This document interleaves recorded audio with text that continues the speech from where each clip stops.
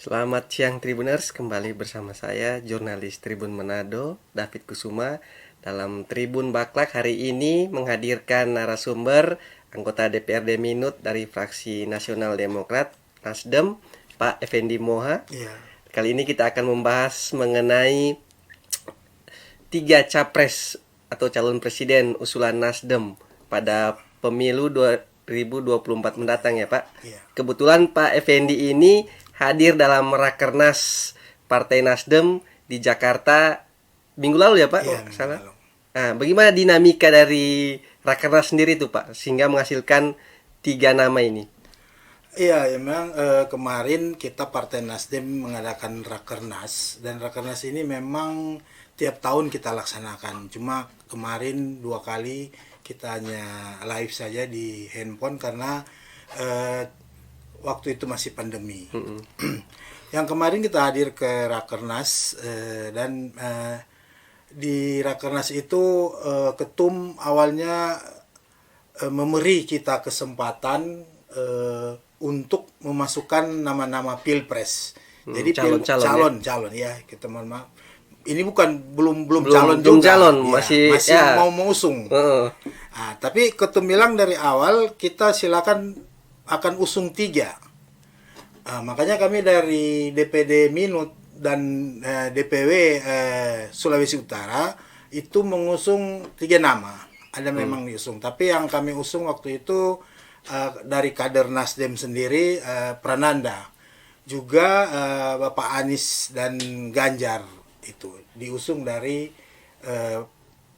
DPW Minut. Tidak, DPW Sulawesi Utara. Oh iya. Iya, kami juga termasuk di DPD Minut, termasuk dengan DPW Sulawesi Utara. Kami dari DPW Sulawesi Minut itu hadir, kami dari fraksi itu ada 5 orang, 5 kursi, tapi yang satu izin karena ada sakit. Kami berangkat bersama struktur partai. Jadi dalam Rakernas itu tidak juga hanya mengusung 3 nama itu. Kebetulan setelah dibaca oleh ketum, seluruh DPW seluruh Indonesia itu terpilih 3 nama tadi. Jadi itu di DPW seluruh Indonesia mengusulkan juga. Iya. Terus di ini siapa yang paling banyak nama ini Iya, gitu. itu dievaluasi oleh steering committee. Dari steering committee itu mengusulkan masuk ke ketum. Jadi ketum yang membacakan ketika penutupan. Memang dari banyaknya DPW seluruh Indonesia itu 3 nama ini memang paling banyak disebut, paling banyak diusulkan. diusung oleh DPW seluruh Indonesia. Siapa 3 nama ini Pak? Kebetulan yang disebut itu ada Anies Baswedan, ada Andika Perkasa, kemudian ada Ganjar, Pak Ganjar. 3 nama ini. Memang 3 nama ini menurut Partai Nasdem yang oleh ketum Bapak Surya Paloh, 3 ini sama. 3 ini sama, tapi dalam pencalonan nanti insya Allah kalau Partai Nasdem terjadi pengusungan tetap cuma 1 dari 3 nama ini. Tapi dari 3 nama ini sama, kekuatannya sama, merata. Tidak tonjol ke salah satu dari Partai Nasdem yang mengusung. Jadi setara ya? Iya, setara. Sama. Iya. Nah, terus kalau di selama Rakernas itu mengapa ini tidak ada diusung juga dari, kan kalau dari DPW Minut ada salah satu kader kan?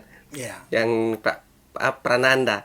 Tapi di ujung di akhir tidak ada dari kader sendiri yang diusul, misalkan 4 tambah kader 1. Bagaimana itu? Iya. Jadi Partai Nasdem ini torang tahu diri lah. Karena Partai Nasdem kan tidak cukup untuk 20% secara aturan. Tidak bisa mengusung sendiri. Iya, tidak bisa mengusung sendiri. Makanya karena ini Partai Nasdem adalah partai terbuka, siapa saja bisa masuk ke Partai Nasdem, siapa saja bisa berkoalisi dengan kita. Yang penting kita punya visi dan ideologi yang sama, ide-ide yang sama. Makanya kita perlu untuk berkoalisi. Dan Partai Nasdem yakin itu untuk memperjuangkan bangsa Indonesia ini tidak harus berdiri sendiri dengan Partai Nasdem itu. Kami harus membuka diri seluas-luasnya untuk kita berkoalisi, kita sama-sama bekerja untuk demi bangsa dan negara ini. Tapi yang jelas untuk mengusung presiden ini, Partai Nasdem mengambil dari akar rumput, dari masyarakat. Jadi masyarakat yang menunjuk 3 kandidat ini untuk diusung di Partai Nasdem. Nah, kemudian kalau Ganjar dan Anies ini kan memang sudah sering disebut elektabilitasnya kan di atas kan, Pak Ganjar, Anies, kemudian ada Pak Prabowo juga salah satunya. Kalau Pak Andika Perkasa sendiri bagaimana sampai bisa diusung ini, Pak? Apa karena ketokohannya juga anggota TNI atau seperti apa dalam rakernas itu? Iya, memang dari 3 nama ini memang yang agak tonjol Pak Ganjar dan Pak Anies. Tapi Pak Andika juga bukan berarti elektabilitas tidak itu. Karena Pak Andika ini dia kan berasal dari TNI. Dan dari awal dia tidak sama dengan rekan-rekan Anies sama Ganjar selalu di FB atau itu. Dia tidak bekerja untuk mencalonkan. Kan teman-teman seperti Anies dan Ganjar sudah ada tim-timnya untuk pemenangannya dia. Sementara kalau Pak Andika kan tidak seperti itu. Apalagi dia sementara menjabat Panglima TNI ya untuk tidak menjaga kedaulatan tapi kan negara. Secara kemampuan Pak Andika itu juga tidak kalah dengan Pak Anies dan Ganjar. Apalagi dia ada di TNI.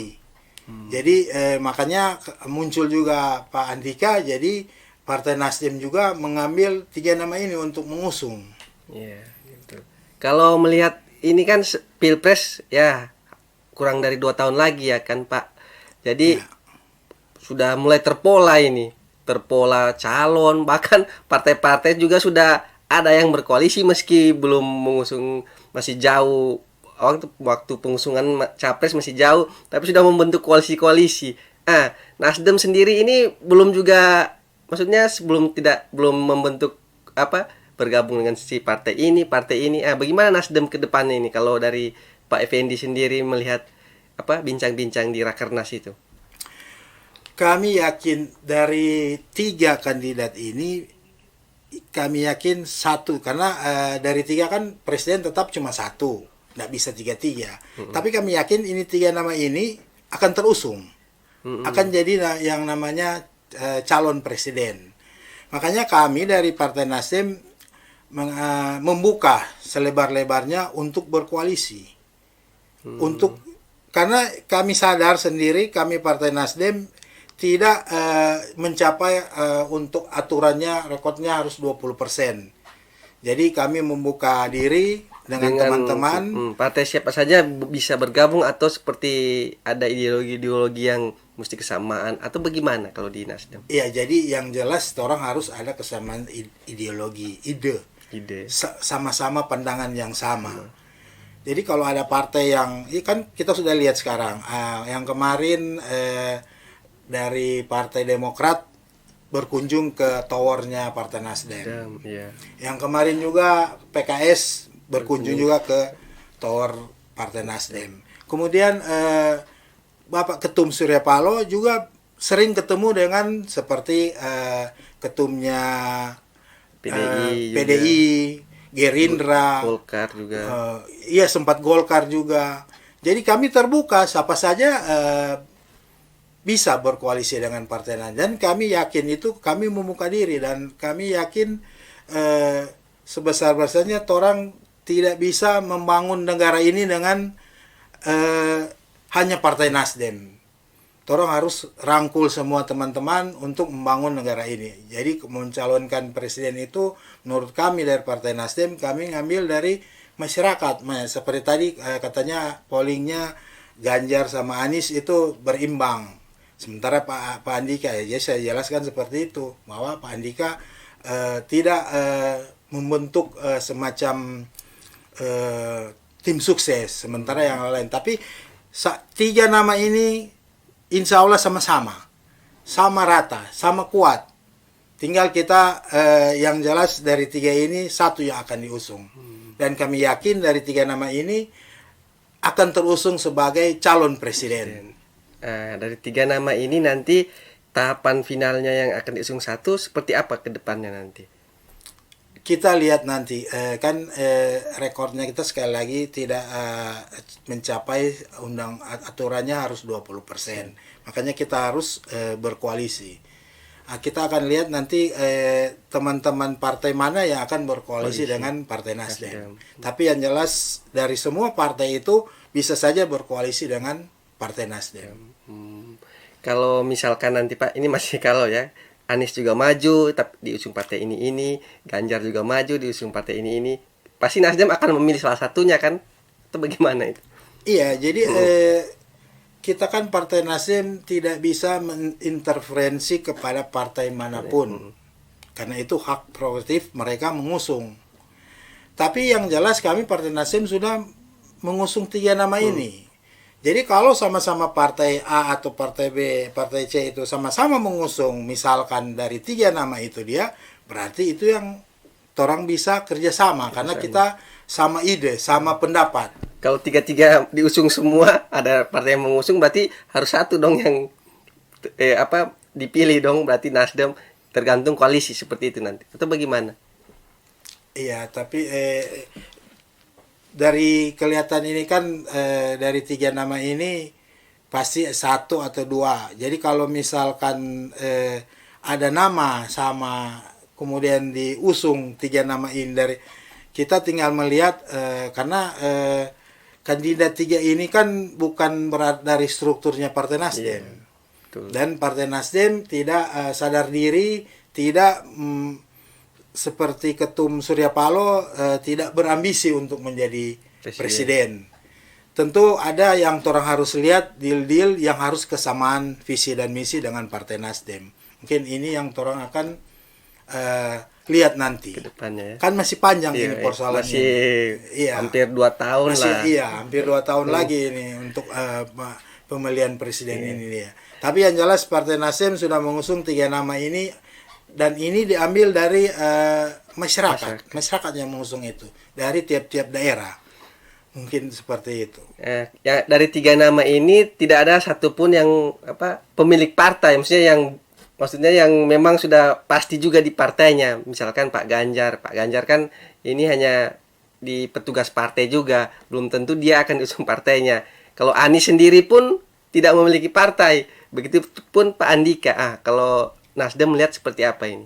Inilah kelebihan dari kami Partai Nasdem. Sekali lagi kami tidak berambisi dari struktur atau orang sendiri dari partai dari kader Partai Nasdem yang kami usung. Mungkin partai-partai lain sudah mengusung ketumnya masing-masing, ketua umumnya masing-masing. Tapi Partai Nasdem tidak, kami mengambil seperti tadi, Pak Andikanya ada di struktur TNI, Anies tidak memiliki partai, kemudian Ganjar ada di partainya lain. Jadi uniknya Partai Nasdem seperti itu.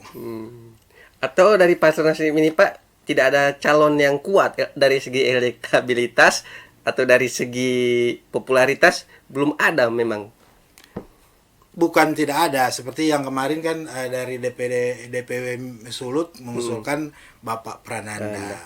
Sebenarnya ada, tapi sekali lagi kami sadar diri, Partai Nasdem sadar diri, membangun negara ini tidak sendiri, harus kita rangkul semua, kita harus. Karena Partai Nasdem adalah partai yang terbuka. Siapa saja bisa masuk dan bisa berkoalisi dengan Partai Nasdem. Karena membangun negara ini kalau cuma sendiri tentu tidak semudah itu. Betul. Kalau selama ini kan Partai Nasdem dari 10 tahun terakhir ya berkoalisi dengan PDI untuk mengusung Pak Jokowi. Kalau kedepannya peluang-peluangnya untuk bergabung lagi dengan PDI atau dengan Gerindra misalkan atau dengan Golkar yang sudah membentuk KIB, itu kalau dari Nasdem sendiri seperti apa Pak? Ya, jadi seperti apa yang Ketum sampaikan bahwa kita Partai Nasdem tidak mau membebek. Artinya kita tidak mau ikut-ikutan. Jadi kita sudah sekali lagi yang membebek itu kita tunjukkan bahwa kita sebenarnya Partai Nasdem itu mampu memberi diri di Republik Indonesia ini dengan mengusung capres. Jadi kandidat 3 nama ini dia, nanti kita lihat nanti siapa yang akan sama-sama dengan kita, dengan kita berkoalisi, kita berpendapat yang sama dengan partai-partai lain, mungkin itu yang tapi yang jelas kami yakin 3 nama ini, tentu satu yang jadi presiden ini, 3 nama ini akan jadi calon presiden, insya Allah.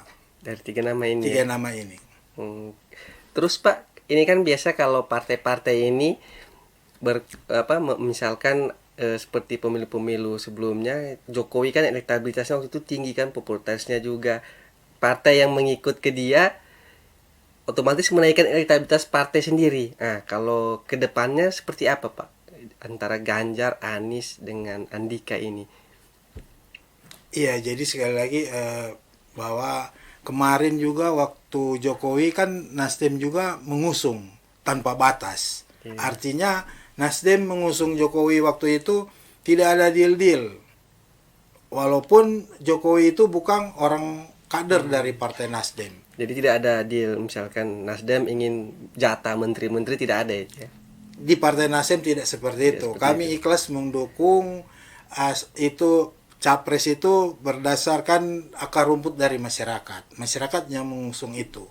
Sekali lagi kami Partai Nasdem membuka diri, kami sadar diri bahwa kami tidak bisa berjuang sendiri. Jadi kami ngambil 3 nama ini itu asal usulan dari seluruh DPW seluruh Indonesia. Gitu. Kalau di Rakernas sendiri selain nama-nama calon itu dengan koalisi-koalisi apa sudah dibahas lagi apa yang ke depan di? Oh iya. Memang kami di Partai Nasdem kemarin kita Rakernas, kebetulan kita ada buat komisi-komisi. Kebetulan saya ada di komisi A. Jadi kami membicarakan itu tentang bagaimana ke depannya Indonesia ini. Kebetulan komisi A itu membicarakan sektor pertanian. Jadi ada komisi A, komisi B, komisi C. Saya tidak tahu ya di komisi A, komisi C dan komisi lain, tapi karena kebagian bahwa seluruh kabupaten kota untuk anggota DPRD itu ada di komisi A. Kami membahas tentang gimana pertanian itu bisa maju. Kita melaksanakan pertanian itu seperti di Sulawesi Utara kan kita lihat struktur kita apa yang kita kembangkan untuk pertanian. Ini di komisi A orang bahas. Tentu kita kerja pertanian ini harus dengan teknologi. Kemudian seperti kita pala, cengki dan apa di sini, bagaimana kita membuat pasaran, mengerjakan dengan teknologi supaya daya saingnya untuk pertanian di Sulawesi Utara itu bisa maju. Jadi kami diberi pendidikan semacam itu yang ada di komisi-komisi kami, termasuk di komisi A yang orang laksanakan waktu Rakernas itu. Gitu. Jadi bukan cuma membicarakan tentang bagaimana capres itu, tapi bagaimana orang mengembangkan Indonesia ini bisa maju, terutama di sektor pertanian untuk komisi A. Jadi seperti itu. Termasuk juga di Rakernas itu membahas tentang pilkada nanti atau bagaimana? Kalau pilkada kan itu kan di daerah. Nanti tapi itu orang di komisi A tidak dibahas, itu hanya kami di sektor pertanian itu. Mungkin dibahas itu tapi di komisi lain. Kemudian kebetulan saya tidak ikut di komisi karena dalam waktu bersamaan dibagi tiap-tiap komisi itu. Kan seluruh DPW DPD hadir semua ya? Iya, banyak yang hadir dari struktur partai, kemudian dari anggota dewan itu hadir. Bahkan ada daerah-daerah lain itu dia membawa DPC-nya. Kalau kita di Sulawesi Utara karena kebetulan DPC-nya kita, DPD-nya kita banyak, kan kita banyak, ada Minahasa Utara, Minsel, itu banyak. Ada Bitung, ada Bolmong. Jadi belum sempat kita bawa DPC, tapi daerah-daerah lain bawa untuk DPC. Jadi kader-kader waktu itu ribuannya banyak. Kalau kita kumpul dalam satu ruangan itu hampir tidak cukup. Nah, selain 3 nama ini juga ada dibahas juga nama-nama lain. Misalkan Demokrat kan ketua umumnya AHY. Mungkin AHY ini mau dicalonkan juga presiden. Apa juga dibahas nama lain, misalkan AHY atau di luar nama partai lain tadi Pak Andika, terus misalkan ada Ibu Sri Mulyani, kan selain tokoh ini banyak calon-calon lain yang berkualitas lah, termasuk dari Demokrat ketua partainya, dari Pak Prabowo juga Gerindra, atau bagaimana dari Iya, dari nama-nama itu memang sempat keluar nama-nama seperti tadi AY dan lain-lain, bukan cuma AY dari tapi yang dari seluruh DPW itu yang selalu muncul tiga nama ini. Jadi rekornya paling banyak Ganjar dan Anies, kemudian Pak Andika.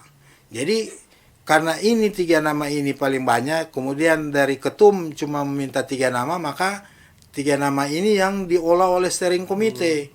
Setelah diolah oleh steering committee, baru diserahkan kepada ketum untuk membaca tiga nama ini. Nah, terus kalau selain koalisi nanti, bagaimana Nasdem berkomunikasi dengan tiga nama ini?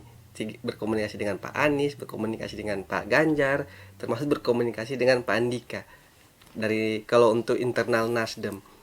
Iya, jadi Partai Nasdem bukan cuma membaca nama tiga nama ini. Kami dari Partai Nasdem dari steering committee membuat surat secara resmi bahwa kami mengusung tiga nama ini yang sama-sama. Nanti kedepannya itu tentu akan merucut pada satu nama. Nah, terus ada yang menarik ini lagi, Pak Effendi. Saat dibacakan lebih dulu nama Anies, kemudian nama Ganjar, terus nama Pak Andika. Pengamat-pengamat politik di luar sana bilang, oh berarti Anies lebih dulu dibaca, mungkin dia yang nomor satu. Kalau Pak Effendi bilang itu kan sama kan, tapi ada yang bilang kalau mau ikut urutan nama seharusnya Pak Andika dulu, kan dia juga dari A, baru N, D. Pak Anies kan A, N, I, tapi yang dulu dibaca Pak Anies, kemudian Pak Ganjar, malah Pak Andika ketiga. Bagaimana? Itu silakan saja. Setiap masyarakat menganalisa masing-masing itu silakan berpendapat. Kita kan bebas berpendapat. Tapi yang jelas Ketum Surya Paloh udah bilang bahwa tiga nama ini sama rata. Dan memang diumumkan harus sesuai abjad. Tapi kebetulan yang dibaca waktu itu Pak Anies duluan. Tapi bukan berarti ketika Pak Anies yang dibaca lantas Pak Anies yang diusung. Bukan. Sama rata tiga nama ini. Tinggal masyarakat yang menilai itu. Yang pengamat politik yang membuat analisa. Terus ini kan Pak, dua pilkada terakhir hanya dua calon kan. Polarisasi masyarakat ini sangat tajam. Apa juga dibahas di Rakernas itu? Iya, maksudnya dua presiden, usung presiden. Nah, hanya ada dua calon presiden. Terus terjadi polarisasi, saling mengejek di media sosial. Mungkin karena calonnya cuma dua, jadi masyarakat seperti terpecah begitu. Nah, apa juga dibahas di Rakernas Nasdem akan hal ini? Maksudnya berpolitik yang santun, seperti politik kebangsaan atau bagaimana? Iya, jadi kalau kami dari Partai Nasdem lebih senang itu lebih banyak calon supaya masyarakat memilih itu banyak pilihan. Supaya lebih banyak pilihan kan demokrasi kita semakin lebih terbuka. Masyarakat memilih mana sebenarnya presiden yang mau mereka pilih. Kalau yang kemarin hanya dua, ini yang kurang etisnya orang berpolitik. Makanya sekali lagi Partai Nasdem itu partai terbuka, siapa saja bisa masuk ke Partai Nasdem. Dan kami siap untuk berkoalisi. Kami sadar dan itu bahwa kami tidak sanggup membangun negara ini kalau cuma kami sendiri. Karena kan negara ini kita lihat banyak yang artinya kita berbeda-beda, berpendapat berbeda, kita banyak perbedaan di Indonesia ini. Kan negara ini negara pulau-pulau. Baru banyak juga beragam suku bangsa juga ya. Suku bangsa banyak. Kita saja lima agama di sini. Kalau persoalan keyakinan. Jadi kita ini negara yang banyak yang berbeda. Tapi perbedaan itu jadi indah ketika kita ada yang namanya Pancasila. Kan untuk mempersatukan ini Bhinneka Tunggal Ika ini. Nah, ini sebuah keindahan bagi kita bangsa Indonesia. Kami Partai Nasdem yakin itu. Bahwa perbedaan itu akan indah kalau kita saling menghargai, saling membuka diri sama yang lain seperti itu. Di Rakernas itu juga dibahas untuk apa menjaga stabilitas politik di masa pilpres ini agar tidak apa namanya Pak saling mengejek di media sosial seperti yang pilpres tahun lalu dan tahun sebelumnya kan saling ada yang bilang kadrun lah, saling bilang kampret lah seperti seperti itu. Kalau ini di Rakernas Nasdem sendiri ke depan itu membahas juga bahwa politik ini seperti ini, yang baik seperti ini, bagaimana? Iya, jadi kan semua dengar apa Ketum Surya Paloh pidato dalam penutupan yang dia katakan bahwa kami Partai Nasdem jangan sombong, jangan sok menang sendiri. Ini yang dia katakan itu supaya ketika orang berpolitik di dalam Partai Nasdem kita harus saling menghargai, tidak tunjung egoisnya kita sebagai kader Partai Nasdem. Itu singgungan dari ketum. Jadi kita sebagai yang menarik di sini dia mengatakan itu dia memberi pendidikan politik kepada seluruh kader-kader Partai Nasdem bahwa kita jangan sombong, jangan mau menang sendiri. Artinya kita harus saling terbuka, saling demokrasi, baik kita berpolitik. Ini adalah pendidikan politik dari ketum kepada kader-kadernya. Mungkin seperti itu. Nah, terus hasil Rakernas ini apa yang akan dibawa ke Minut sendiri Pak? Kalau tadi Pak bilang pertanian apa bagaimana untuk menjabarkan di daerah masing-masing dari DPW DPW DPD DPD. Iya, jadi di tiap struktur kita kan ada juga yang menangani tentang pertanian. Karena kita lihat situasi kita. Tentu kalau di kota Jakarta kan tentu tidak ada pertanian. Yeah. Tapi kalau kita di daerah ini itu pasti ada. Jadi kita disuruh seperti kita di Komisi A itu disuruh lihat situasi kondisi objektif di tempat itu. Jadi kalau kita strukturnya di Minut itu karena kita daerah pertanian ya kita usahakan kembangkan daerah pertanian itu. Jadi seperti itu. Kalau Pak Effendi di fraksi Nasdem komisi berapa Pak kalau ini? Dan membidangi apa kalau di Nasdem? Kebetulan kita kalau kita di fraksi Nasdem kan kita anggota fraksi. Kalau di DPR kita di Komisi 1. Komisi 1 itu membidangi kepemerintahan. Jadi mitra kerja kita pemerintah dari desa, dari pala-pala desa, DP hukum tua dan pejabat hukum tua, kecamatan, seluruh kecamatan dan dinas-dinas terkait. Tentu sampai bupati juga ya. Iya, ke bupati. Jadi itu mitra kerja saya. Kebetulan saya ada di Komisi 1 di DPRD Kabupaten Minahasa Utara. Kami di Komisi 1 itu kebetulan Partai Nasdem ada 2 orang. Kalau total 5 di DPRD Minut. Iya, kami 5 di DPRD Minut. Kami nomor 2 terbanyak dari saat pemilihan ya. Iya, jadi kami wakil ketua. Wakil ketua pimpinan di dewan. Yeah. Wakil ketua 1. Nah, terus kalau apa? Mungkin ini agak di luar capres ini. Ke depan Minut kan juga kan ada lagi pemilihan hukum tua. Ini juga dibahas dari Komisi 1 DPRD Minut di pemilihan hukum tua di desa-desa ini. Iya, kami memang Komisi 1 meminangi tentang pemilihan hukum tua itu. Kami sudah tekankan dari Minahasa Utara itu ada 103 desa yang untuk siap karena itu sudah masuk PLT, termasuk ada yang PAW dari 103 desa itu. Kami mendorong kepada pemerintah dalam hal ini untuk melaksanakan itu 103 desa itu.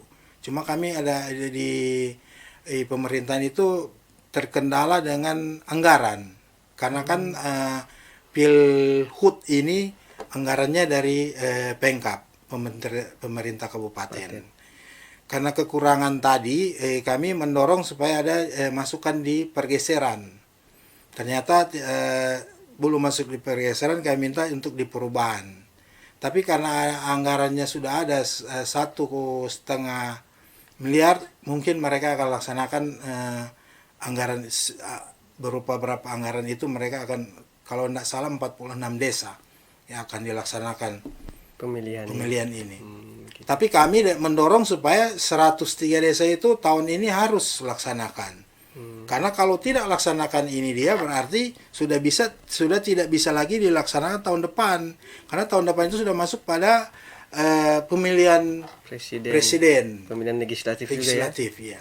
Terus nanti November pilkada lagi. Iya. Pilkada seluruh serentak. Iya, jadi untuk pilhutnya itu belum bisa dilaksanakan tahun depan. Jadi usahakan harus laksanakan tahun ini. Jadi kami mendorong supaya 103 desa ini harus sudah ada hukum tua definitif. Gitu.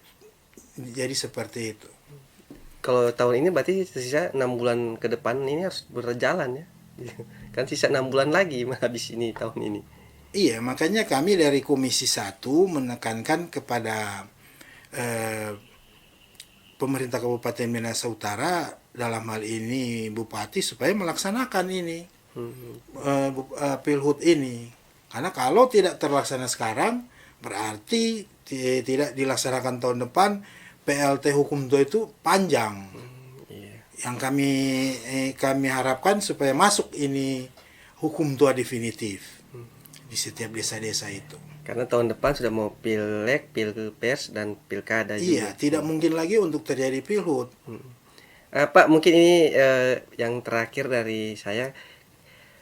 Kan pilpres 2024, 3 nama ini kan. Nah, masih ada lagi Indonesia kan ini ya harus terus-terusnya kan Pak. Masih ada lagi pilpres setelah 2024, 2029 mungkin ya. Nah, apa harapan bisa usung kader sendiri atau bagaimana kalau pilpres berikut ini? Tentu dari saat ini Nasdem mesti mempersiapkan kader-kader ini seperti apa pembinaan kader itu sehingga kedepannya nanti bisa usung calon sendiri.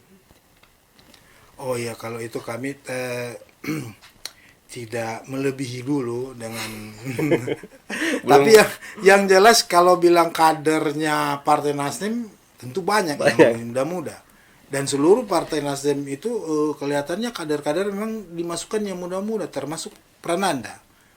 Jadi kalau bilang kadernya mengkaderkan itu, tentu banyak kader yang muda-muda yang kami dari Partai Nasdem itu membina untuk muda-mudi. Seperti banyak muda-muda, ada Prananda, ada Willy, muda-muda itu kader-kader yang memang di ketum itu mengusulkan kita supaya masukkan yang muda-muda di Partai Nasdem. Apa 2029 misalkan bisa usung nanti Nasdem mengusung misalkan capresnya Prananda itu bisa semua terjadi. Tapi kan sekali lagi kita harus sadar diri. Kita mau lihat dulu nanti di pemilihan nanti di sana kita mengusung langsung lagi. Gitu. Jadi saya mau tidak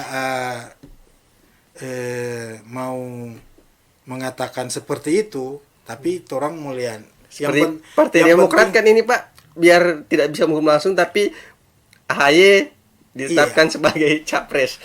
Apa maksudnya sangat yakin kalau Nasdem kalau sekarang tidak bisa apa bisa setidaknya 2029 mungkin kader sendiri Pak Prananda begitu.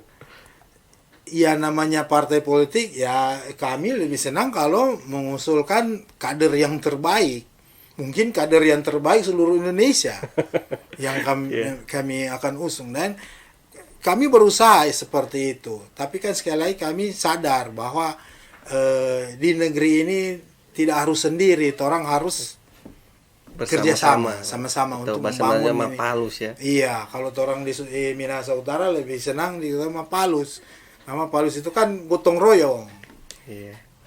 Mungkin Pak ada pesan-pesan ke masyarakat mungkin untuk jelang pemilihan presiden kan tahapan sudah mulai kan, apa pesan-pesan misalkan berpolitik yang santun atau seperti apa kali ini? Silakan. Iya, jadi kita kan bangsa Indonesia ini banyak perbedaan. Tapi marilah dengan perbedaan ini orang jadi indah. Jangan karena seperti kemarin sudah ada yang kadang orang bilang ini bangsa Indonesia sudah mau pecah dengan dua persoalan pilpres itu. Tidak seperti itu. Nanti kita marilah berpolitik yang baik, kita berbeda itu menjadi indah.